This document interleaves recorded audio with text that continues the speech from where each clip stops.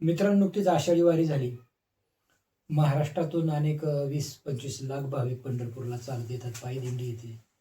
तुकाराम महाराजांची दिंडी येते, ज्ञानेश्वर महाराजांची दिंडी येते आणि छोट्या मोठ्या दिंड्या येतात आणि पंढरपूरला येऊन पोहोचतात. आणि ही वारी झाली. वारीवरून पुन्हा माघारी माणसं गेली आणि सहज या वारीवरून एका चित्रपटाची आठवण आली. तो चित्रपट 1989 साली रिलीज झाला आणि तो महाराष्ट्रभर गाजला, चालला. महाराष्ट्र शासनाने त्याला पुरस्कार सुद्धा दिला. प्रचंड चित्रपट चालला. आजही पंढरीची वारी हा चित्रपट ज्या वेळेस वारी असते, वारीच्या काळात यायला तर एखाद्या चॅनलला टीव्हीला लागतो. पूर्वी फक्त दूरदर्शन चॅनल होते, त्याला लागायचाच त्या दिवशी 100% आषाढी एकादशी दिवशी. परंतु आता कुठल्या ना कुठल्या चॅनलला तो पिक्चर लागतो. परंतु ह्या चित्रपटाची कथा आहे, एक वेगळी कथा आहे चित्रपटाची. आणि हा चित्रपट नेमका घडला कसा, तयार झाला कसा, चित्रपट तयार करताना काय काय अडचणी आल्या, निर्मात्याला, दिग्दर्शकाला काय काय अडचणी आल्या, कितीतरी कलाकारांचं ऍक्सिडेंट झाले, ऍक्सिडेंटमध्ये माणसं गेली. नेमकी काय त्या चित्रपटाची कथा आहे, चित्रपट कसा घडला, कसा झाला आणि कसा अपघात झाला चित्रपट होत असताना, याबद्दल आपण बोलणार आहोत. मित्रांनो, या चित्रपटाची मूळ कथा आहे शरद तळवकर यांची. शरद तळवकर म्हणजे मोठे आघाडीचे कलाकार होते. ते आता हयात नाहीत. म्हणजे महेश कोटरेचा चित्रपट धूम धडाका, त्यातले ते धनाजी वाकडे, ते शरद तळवकर. आणि त्या शरद तळवकरांची ती कथा होती चित्रपटाची मूळ कथा. त्या मूळ कथेचं नाव होतं पंढरीचा चोर.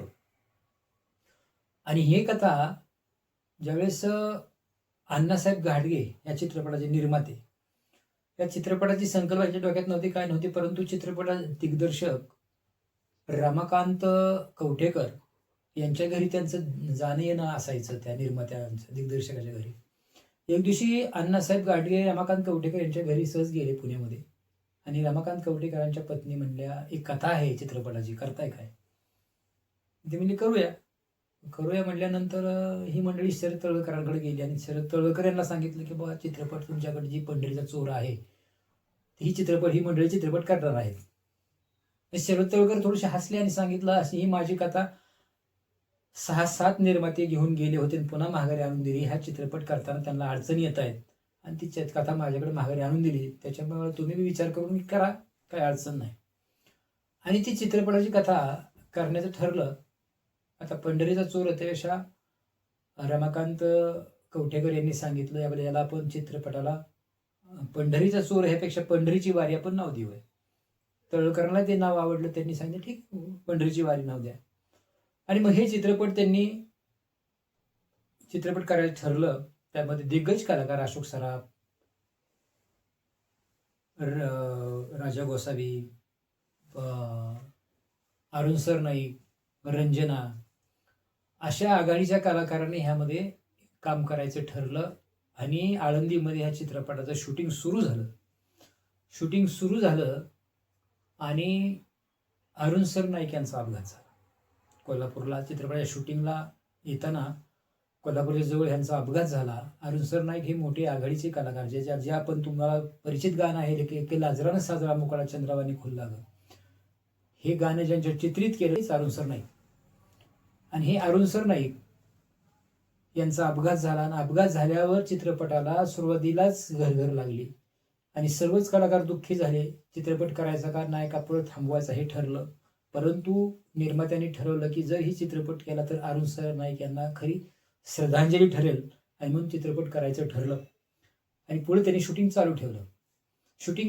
चित्रपटाचं 70% चित्रीकरण पूर्ण झालं. आणि त्याच चित्रपटात रंजना काम करत होत्या. त्या रंजनात सुद्धा अपघात झाला. दुसऱ्या एका चित्रपटाच्या शूटिंगला जाताना रंजनाचा अपघात झाला.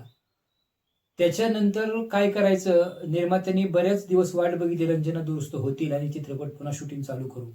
परंतु त्या अपघातात रंजना वाचल्या खऱ्या, परंतु जे दोन्ही पाय गेलं. चित्रपटामध्ये काम करण्याजोग्या त्या राहिल्या नाहीत, फक्त जिवंत राहिल्या.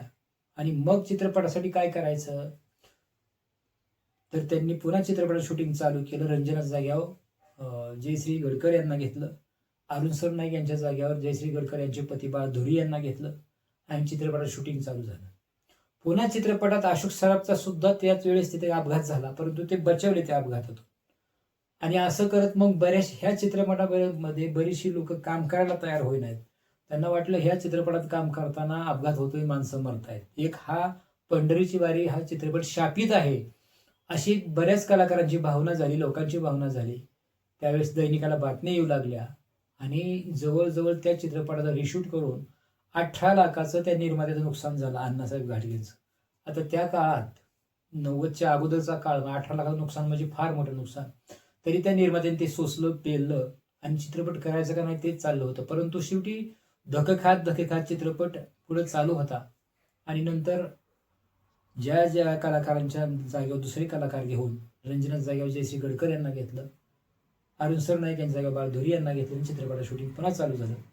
असं करत करत चित्रपट 1989ला पिक्चर रिलीज झालं आणि 1989ला पिक्चर रिलीज झाल्यानंतर ते चित्रपट एवढं चाललं प्रचंड की महाराष्ट्रावर त्या एकही माणूस असा राहिला नाही की चित्रपट पाहिला नाही.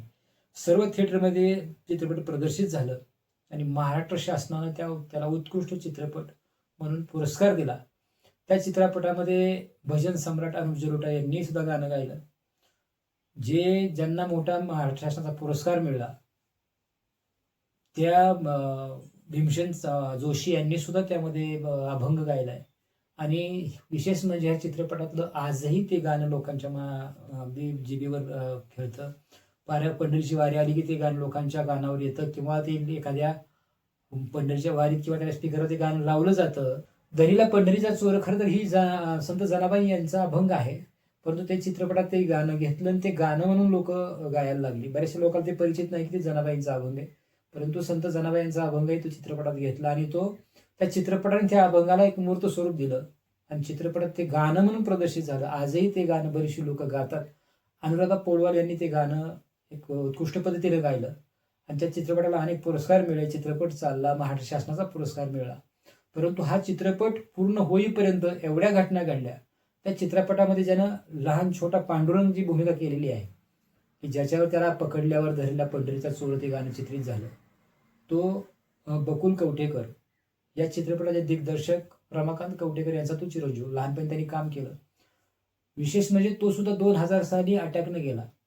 म्हणजे तो सुद्धा ह्या चित्रपटाचे बरेचसे कलाकार अशा अपघातानेच गेले आणि म्हणून चित्रपट हा शापित आहे का काय तसं म्हणावं तर पुन्हा पुरस्कार सुद्धा मिळाले. चित्रपट चालला, निर्मात्याला जे खर्च झाला ते कमवून चित्रपटाने पैसे दिले. परंतु ह्या चित्रपटाची अशी कथा आहे आणि अशी ह्या चित्रपट चालू असताना अनेक लोकांचा अपघात झाला. धन्यवाद.